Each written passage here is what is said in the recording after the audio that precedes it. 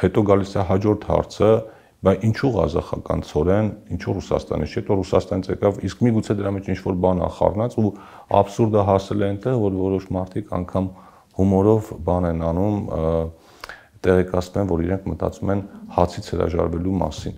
բայց խնդիրը ոչ հացահատիկն է կոնկրետ, ոչ դրա քանակը, խնդիրը այն փաստն է,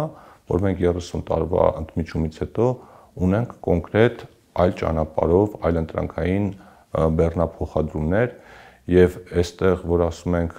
դա ապաշրջափակման թե ոչ, բնականաբար սա ապաշրջափակման գործընթացի սկիզբն է, ովքեր որ կփորձեն հակառակը ապացուցել, թող գան հակառակը այստեղ ապացուցեն։ Հիմա ինչ վերաբերում է կոնկրետ ցորենի ներկրմանը, դա մի կողմից դիվերսիֆիկացնում է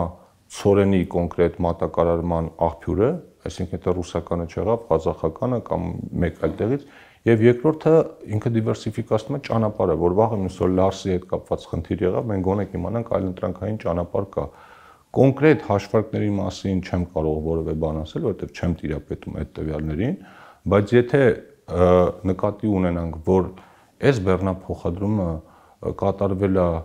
մասնավոր ընկերությունների կողմից, այսինքն սա եղել է մասնավոր պատվեր մասնավոր ընկերությունից, ապա նշանակում է իրենք այդ հաշվարկը արել են ու գտել են, որ այդ ճանապարհով իրենց շատ ավելի ձեռնտու է այդ ներկրումը կազմակերպելը։